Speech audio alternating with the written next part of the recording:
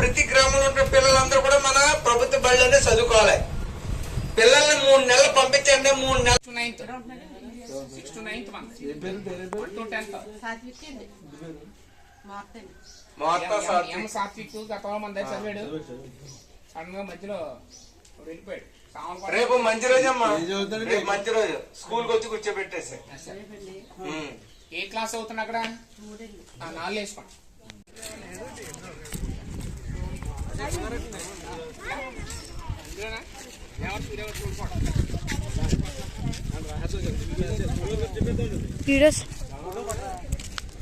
వారానికి ఒకసారి మన స్కూల్ పేరు పడుతుంది. మీకు అన్ని తెలుసు. చూస్తున్నారు వరకు ఉన్న పాఠశాలలో 5 మాస్టర్లు అంటారు. 10వ తరగతి వరకు ఉన్నటువంటి 6, 7, 8, 9, 10 తరగతి సంబంధించిన మాస్టర్లు 12 మంది ఉంటారు. మీ పిల్లలకి ప్రతి సబ్జెక్ట్ కి ఒక మాస్టర్ అంటారండి ఇక్కడ. తర్వాత మన పాఠశాల మీకు తెలుసో లేదో రాష్ట్ర స్థాయిలో ఫేమస్ అండి మనది. బయట కాన్వెంట్ పంపించడం వల్ల మీకు లాభం ఏంటి? ఏదో ఇంతకు ముందుకు ఇప్పటికి పాఠశాలలో మార్పు కనబడుతుంది. కావాలంటే మీరు మీ పిల్లల్ని అడగండి.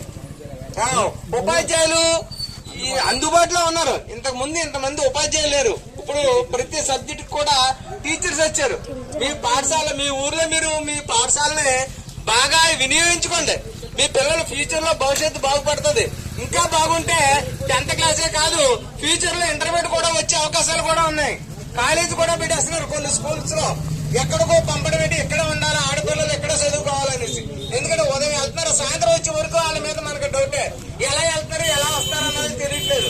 అందువల్ల ఇదంతా కూడా మీరు అర్థం చేసుకుని మీరు మన ప్రభుత్వ పాఠశాలలో జాయిన్ చేస్తారని ఆశిస్తున్నాం.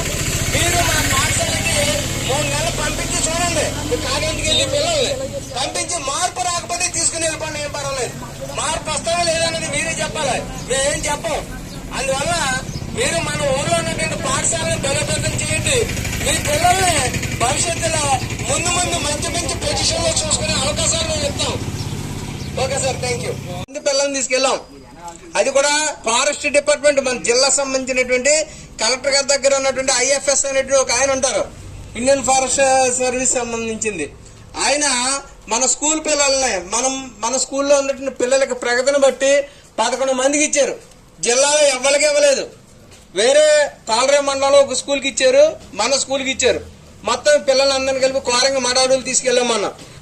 అంటే పిల్లలకి తీసుకెళ్లి అక్కడ చూపించడము, అక్కడ మొక్కల యొక్క ప్రత్యేకత ఏంటి, మడాడులు ఎందుకు ఉపయోగపడతాయి, దానివల్ల లాభాలు ఏంటి, ఇది ఉండడం వల్ల మనకి ఎటువంటి తుఫాన్లు అయ్యి రాకుండా కాపాడుతుంది. అది ఇవన్నీ చెప్పడం కోసం, పిల్లలకి తెలియజేయడం కోసం మరి ఇటువంటి అవకాశాలన్నీ కూడా మన పాఠశాలకు వచ్చినాయి.